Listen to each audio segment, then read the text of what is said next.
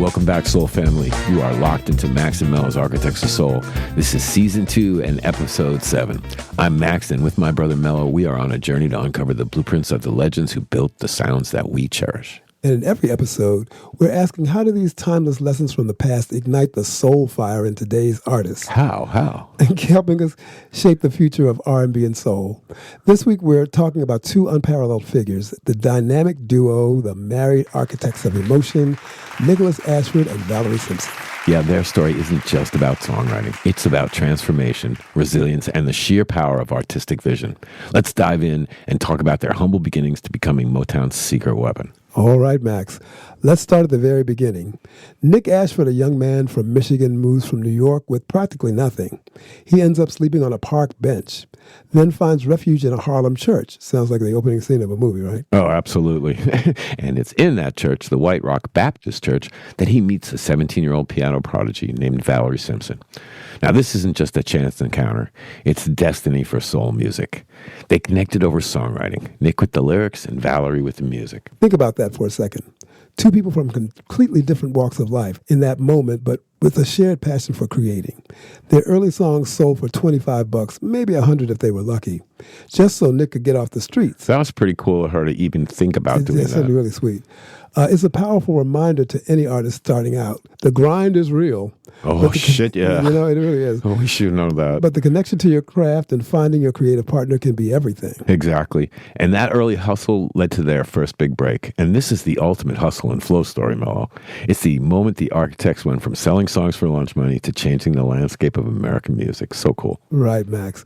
The song was Let's Go Get Stoned. And its journey to Ray Charles is a masterclass in persistence. It sure was.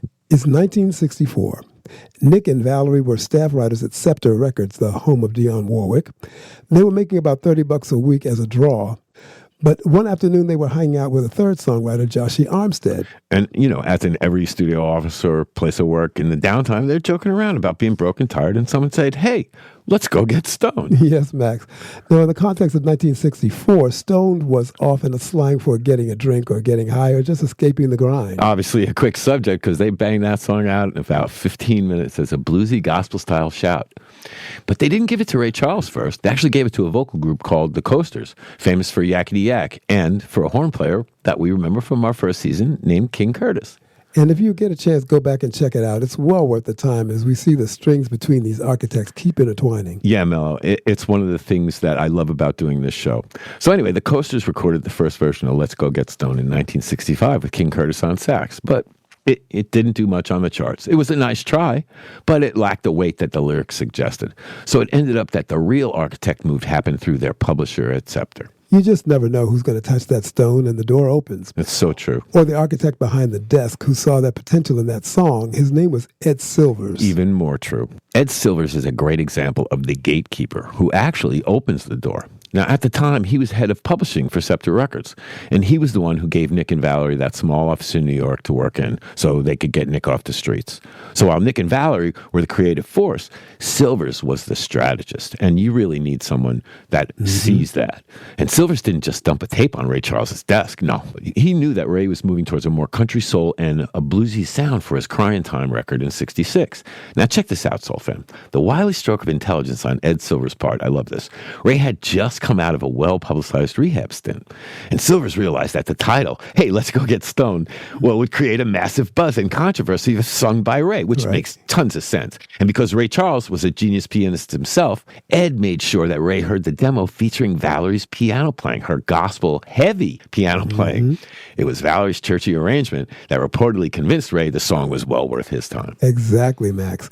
Ed knew that Ray Charles was looking for material that bridged the gap between his gospel roots and the modern soul sound. They sent a demo of the song to Ray's team, and when Ray heard Valerie's piano playing and the churchy structure of the song, he realized it was perfect secular hymn. I bet he did. Yeah, so then Ray recorded it and released it in 1966, right after he had returned from a hiatus following his own well-publicized legal troubles. And because Ray Charles had struggled with addiction, the public interpreted Let's Go Get Stoned as a bold autobiographical statement. And guess what? It went to number one on the R&B charts and stayed there for weeks. And here is the key takeaway. The architect must know their client. So think about it. Ashford and Simpson wrote the song. The Coasters sang the song.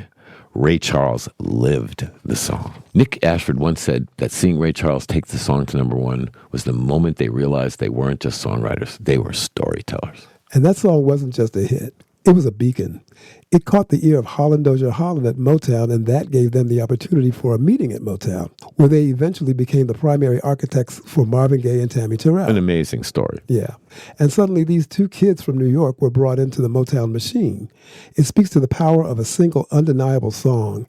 And as artists today, that one track that truly captures your essence, that grabs attention, is still the key to unlocking doors. Amen, Mello. Amen. They didn't just walk into Motown. They burst in with a fresh, sophisticated sound that would redefine the label's next era. They were about to become the architects of what we call Uptown Soul. We'll be right back with more from the architects, Ashford and Simpson, after this quick break. And you're listening to Max and Mello's Architects of Soul, and today we're talking Ashford and Simpson. Stick around. We'll be right back.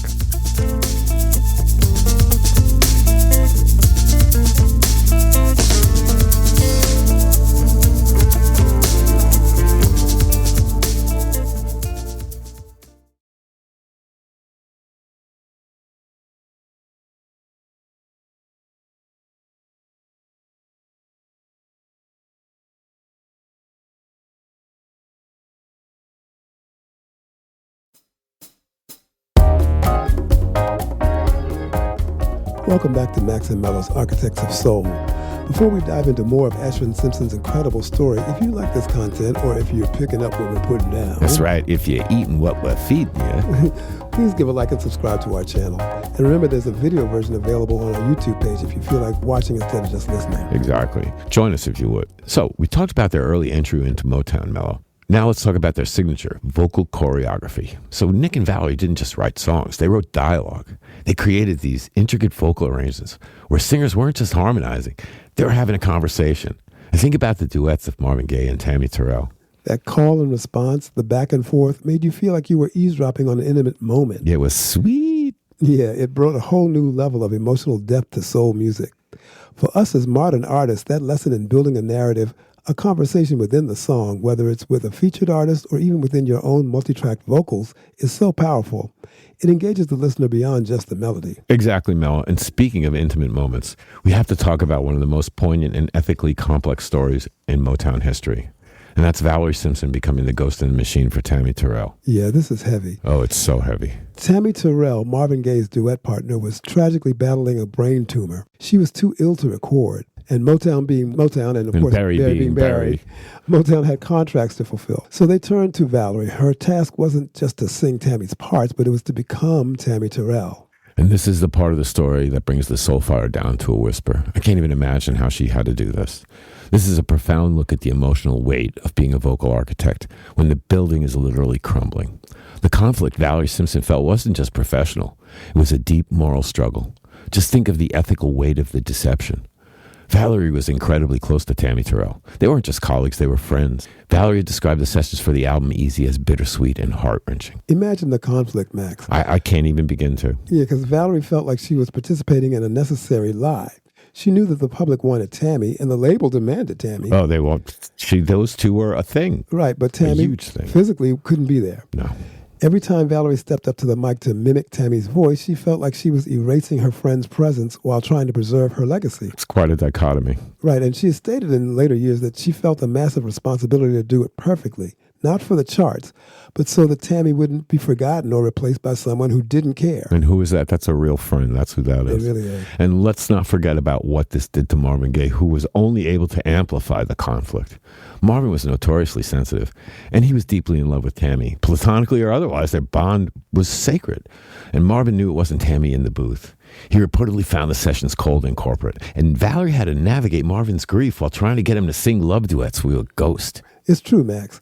Valerie had to be the emotional anchor for Marvin, essentially telling him, we have to do this for her. She was acting as a producer, a singer, and a therapist all at once. For a singer and an artist, your voice is your soul. Valerie's a phenomenal singer in her own right. But for this project, she had to suppress her own identity, which meant sacrifice. A soul sacrifice, actually. Literally. And sadly, Mello, she did.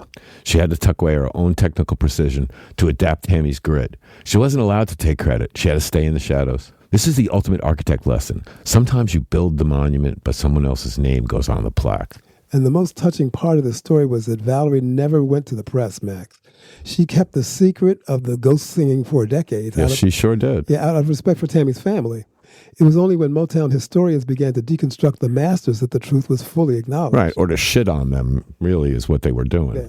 So, they're always trying to sully the memory of someone. Mm-hmm. These are the things that bother us. That's why these architects are to be held up and lauded for what they've done.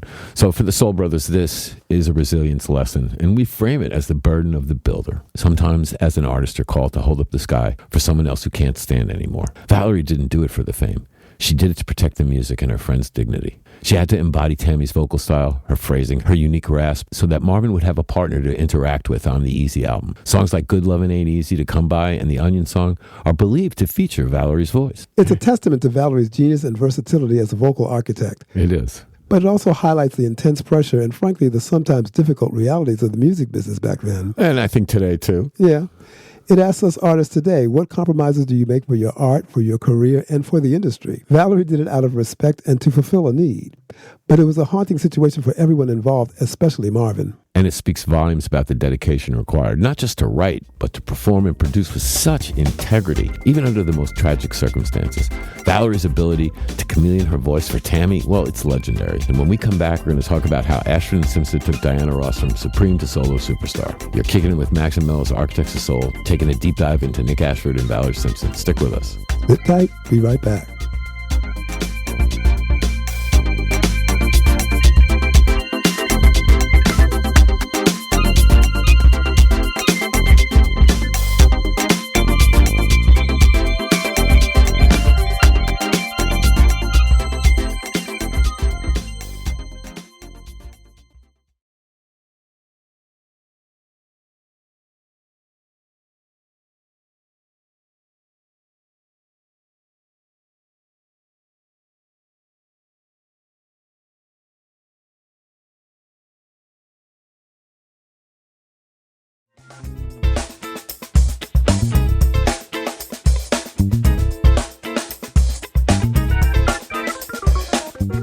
Welcome back, Soul Fam. You're tuned in to Max and Mello's Architects of Soul. Let's pick up the story with Ashford and Simpson's next huge challenge, transforming Diana Ross into a solo powerhouse. That's right, Mello. When Diana left the Supremes in 1970, there was skepticism. Could she stand alone? This highlights a pivotal moment where the architects had to prove their blueprint was superior to the factory standard. Yes, Max. By 1970, Diana Ross was leaving the Supremes, and it was the biggest gamble in the history of the label. Berry Gordy was terrified of her failing. Oh, I bet he was. Right, and the skepticism toward Ashford and Simpson was intense. Oh, it's true, Mello. Despite their success with Marvin and Tammi, many executives at Motown viewed Nick and Valerie as specialists who only knew how to write for duets. The power producers at the label, like Norman Whitfield or Harlem Dozier Holland, were the heavyweights. So Nick and Valerie, couldn't do it? The front office doubted if Valerie and Nick could craft a diva persona that was sophisticated enough to handle the Waldorf Astoria. That's the kind of thing that these people do. They put you in a box and they don't expect you can do anything. And then you got to surprise them. Yeah, but Berry Gordy eventually gave them the shot, Max. That's true. The pressure was to succeed or get out. Yes, exactly right. It certainly was. And we've heard that. It's like we never heard that from Berry before, right? And when they brought the solo version of Ain't No Mountain High Enough, it nearly caused a mutiny in the quality control meeting.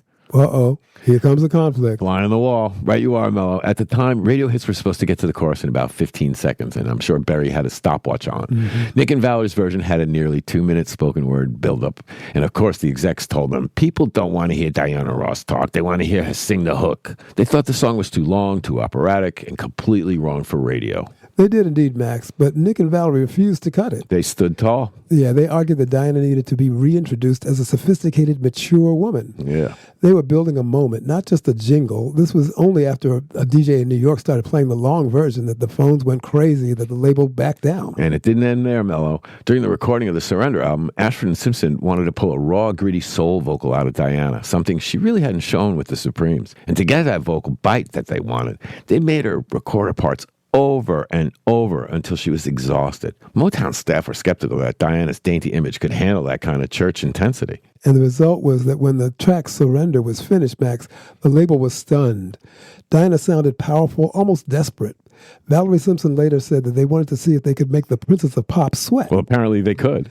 Yes, they proved that she was a powerhouse vocalist, silencing the critics who thought she was a produced talent. Yeah, and then they sung for the stars, Mello.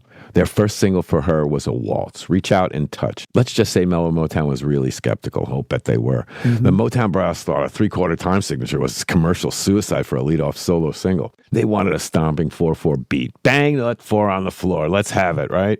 But Nick and Valerie insisted it had to be a social anthem to establish Diana as a leader. Now, it didn't go to #1, but think about this. It became her signature closing song for the next 50 years. I'd say that's a big deal. They were building her for longevity, not just a week on the charts. And the lesson for modern architects, in the battle for first impression, don't chase the hook, chase the feeling. Nick and Valerie proved that the vibe and the build are often more memorable than the chorus. Oh, exactly, Mello. Even the biggest stars need architects who aren't afraid to push them out of their comfort zone. So stand on your blueprint. If you know the math works, don't let the office tell you how to build your house. Ashford and Simpson didn't just give Diana Ross songs. They gave her a throne. And they had to fight the whole Motown kingdom to make sure she sat on it. They didn't want her to just sing pretty pop. They wanted her to sound expensive, dramatic, and fiercely independent. It's the queen. And that 3/4 time waltz, which is her very first solo single, Reach Out and Touch Somebody's Hand, a risky move, as we said. Big time. Yeah, one that forced Diana into a lower, more authoritative register, immediately establishing her forever as a leader, not just a front woman. Damn straight, Mello. They stood their ground. I love that. They stood their ground. Another familiar string among these architects of soul, proving that a producer's vision, even when it clashes with the label's boss, can sometimes create the most iconic art. It's a powerful lesson for us today. Trust your artistic instincts, even when the industry tries to pull you towards the familiar. Exactly. And on the Surrender album, they pushed Diana even further, finding the soul queen beneath the pop princess veneer. They made her vocal cords work almost to the point of breaking to convey raw emotion. It's a masterclass in how an architect guides an artist to discover new depths within themselves. For any artist collaborating with a producer today, finding someone who genuinely challenges you to grow is everything. It sounds like something that we're kind of intimately familiar with, right? Yeah. Gotta love it. That's a great gift that music is. It truly is. Well, we're going to take another quick break, and when we come back, we're going to talk about how Ashford and Simpson came full circle with Gladys tonight, so don't go anywhere. You're chilling with Max and Mello's Architects of Soul. That's right. Don't go nowhere.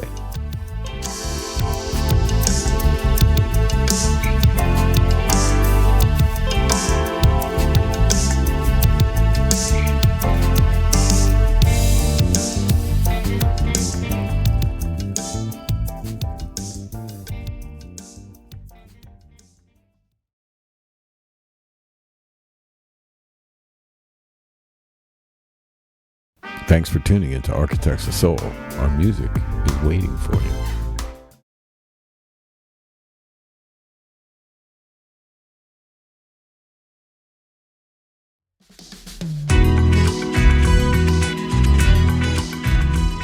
Welcome back to Max and Mello's Architects of Soul.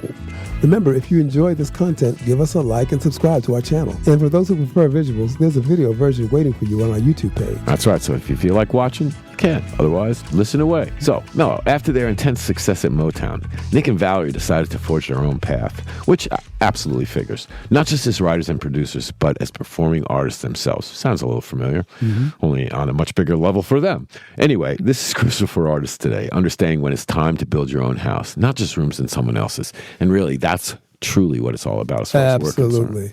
They eventually had their own hits like Found a Cure and, of course, the iconic Solid as a Rock. It's a great song. Right. But before that, they came full circle to help another Motown legend. By 1980, Gladys Knight and the Pips were navigating the post-disco era. Recovering from legal battles with Motown, they needed a new sound, a resurgence. Oh, big time, Mello. As we touched on in the last episode of Architects of Soul, by 1979, Gladys was homeless in a professional sense. She had left Motown, gone to Buddha Records, and was now transitioning to Columbia Records. Now, she knew she couldn't afford a miss. Her logic at that point, well, Gladys felt the industry was trying to turn into a generic disco singer, and she was not having that. She famously said she wanted producers who knew her heart, and who better to call than her old friends Nick and Valerie. She personally reached out to Nick and Valerie because they shared a musical shorthand from the Detroit days, just to see if they'd be game. Gladys knew that Valerie Simpson wouldn't just give her a beat. She would give her a vocal arrangement that respected her range. There was trust there. Now they needed a strategist, and his name was Barry Hankerson, who would later become legendary and controversial figure in the industry, managing Aaliyah and R. Kelly. That's right, Mello. A whole other conversation. Oh, it is a whole other conversation. But he was instrumental in the business side, and everybody needs someone who knows the business. So he understood that for Gladys to be successful at a major label like Columbia, she needed a prestige producer. Since there was a firm early relationship and Ashford and Simpson were at the height of their solo fame with Found a Cure, well, bringing them on wasn't just an artistic choice. It was definitely a power move to show Columbia that Gladys was still A-list. So they set up a meeting. The reunion happened at Nick and Valerie's home in New York. Unlike the Motown days where a department head assigned producers to artists, this was a meeting of equals. Which is, believe me, unlike the Motown days. Right. So they sat around the piano, and Valerie played some early sketches of what would become the About Love album. Gladys reportedly heard the chords and said, "Finally, someone who knows how to talk to me." And that's where it starts, Mello. The story of Landlord is a quintessential architect moment because it represents a high-stakes reunion. Ashford and Simpson had left Motown years earlier, and Gladys Knight and the Pips were struggling with legal battles and a shifting musical landscape. What a recipe. Well, when they reconnected for the About Love album, they weren't just making a record. They were reclaiming their collective power. Nick Ashford was the master of the urban metaphor. He wanted a song that spoke to the grit of city life but applied to a relationship. First, the concept. Nick came up with the idea of a lover being like a landlord, someone who owns the space in your heart but isn't keeping up with the maintenance. Yeah, ain't that funny? Valerie Simpson recalls Nick pacing around the studio trying to find words that sounded street but felt soulful. He landed on lines like, "You haven't done a repair in a week." And the faucet in the kitchen has developed a leak. Ain't that some shit? Yeah. Gladys initially laughed, but she wondered if it was too literal. Nick insisted that the relatability of a bad landlord would hit home with their audience. It sure as hell did, Mello. And then they schwacked it again. One of the most brilliant architectural choices in Landlord is how they used the Pips. Instead of just having them sing oohs and ahs in the background, Valerie arranged their vocals to act as a rhythmic Greek chorus. Exactly, Max. They essentially talked back to Gladys throughout the song, punctuating her complaints with sharp, funky interjections, making the song feel like a neighborhood conversation. It transformed a standard R&B track into a literal piece of street soul. Then they did what I live to do. They used the no vocal booth technique. To get the energy right, Ashford and Simpson, acting as producers, wanted to break the sterile studio vibe. They recorded much of the album with everyone in the room together to capture the live chemistry they had back in the Motown days. I love that shit. Gladys famously noted that Nick and Valerie didn't just sit behind the glass. They were out on the floor dancing and conducting the energy while she sang. They pushed Gladys to use a tougher tone than her usual ballads, matching the driving post-disco bass line. So they recorded in the same room they mixed in, which is what we do. It's a great vibe being next to the singer and the singer being next to you, and to be able to tell them what you want and let them feel what you were feeling. Man, that's a great groove. Landlord became a massive hit on the R&B charts, and it served as a message to the industry. And that message, both the artists, Gladys Knight and the Pips, and the producers, Ashford and Simpson, had left the Motown machine and proved that they could create a chart-topping, culturally relevant sound on their own terms. It proved that the blueprints, the songs, and the builders, the talent, are more important than the company, the label. Definitely, definitely. Well, for Max and Mel's Architects of Soul, Landlord is a prime example of the pivot. In 1980, the world was moving towards disco and synth pop. But Ashford and Simpson looked at Gladys Knight and said, we're going to give you something funky, something literal, and something soulful. They didn't chase the trend. They built a new house around the legend. And why this matters for today's artists, it shows that you can use everyday struggles like dealing with the landlord to create high art.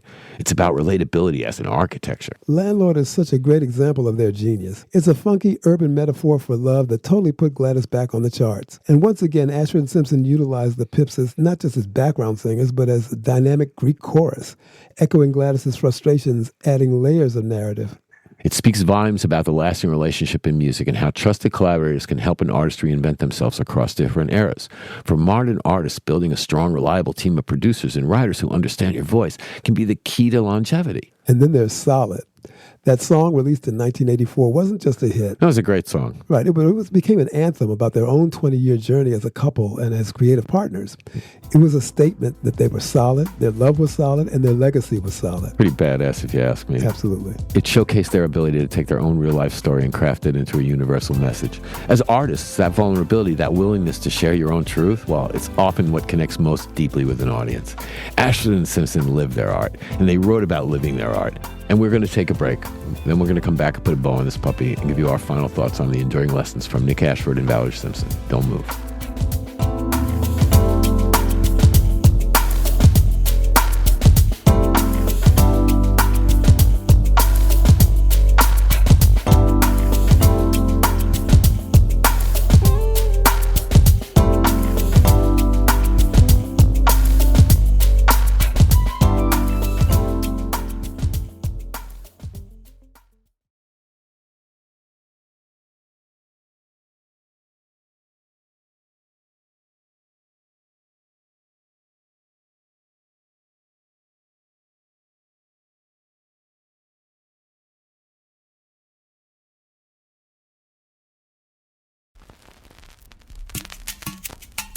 Welcome back to our final segment of Max and Mello's Architects of Soul. So Mello, Nick Ashford and Valerie Simpson's journey gives us so many blueprints for touching today's R&B and soul artists. From their early grind finding their sound to battling for their artistic vision with Motown and ultimately forging their own path as performers. Indeed they do, Max.